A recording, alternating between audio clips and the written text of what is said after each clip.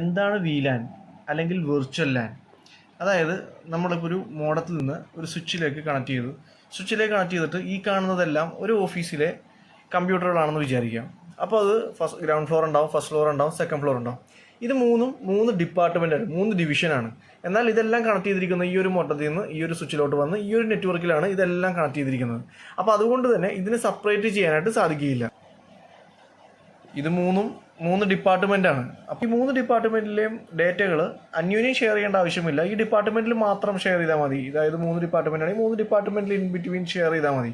അപ്പോൾ നോർമലി ഒറ്റ നെറ്റ്വർക്ക് ആയതുകൊണ്ട് തന്നെ ഈ ഒരു നെറ്റ്വർക്കിൽ ഈ ഒരു PC-യിൽ കണക്ട് ചെയ്താലും ഇതെല്ലാം എൻ്റെ നെറ്റ്വർക്ക് എല്ലാം ആക്സസ് ചെയ്യാനായിട്ട് പറ്റും. അപ്പോൾ അതിനെങ്ങനെ തരംതിരിക്കാമെന്ന് വെച്ചിട്ട് അപ്പോഴാണ് നമ്മൾ ഈ ഒരു VLAN യൂസ് ചെയ്യുന്നത്. അതായത് ഒരു മാനേജബിൾ സ്വിച്ച് ആണെങ്കിൽ ഇതിനെല്ലാവരും ഒരു VLAN ID കൊടുത്തിട്ട് ഓരോ നെറ്റ്വർക്കിനും, അതായത് ഓരോ സെക്ഷനും ഓരോ VLAN ID കൊടുത്ത് ഇതിന് സെപ്പറേറ്റ് നെറ്റ്വർക്കുകളാക്കാം. ഇതിന് 3 സെപ്പറേറ്റ് നെറ്റ്വർക്കുകളാക്കാം.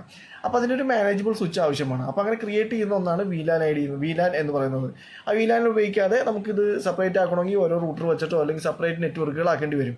അല്ലാണ്ട് ഇത് ഓരോന്ന് VLAN ക്രിയേറ്റ് ചെയ്തിട്ടുണ്ടെങ്കിൽ നമുക്ക് ഇതിനെല്ലാം സെപ്പറേറ്റ് നെറ്റ്വർക്കുകളായിട്ട് ഉപയോഗിക്കാനായിട്ട് സാധിക്കും. ഇത് നോർമലി ഒരു ഓഫീസിലെ കാര്യമാണ് പറഞ്ഞത്. ഇതുപോലെ തന്നെ നമുക്ക് വാൻ നെറ്റ്വർക്കിലും വാൻ ഏരിയയിലും ഇതുപോലെ തന്നെ VLANകൾ ക്രിയേറ്റ് ചെയ്ത് സെപ്പറേറ്റ് ആക്കാനായിട്ട് നമുക്ക് സാധിക്കും.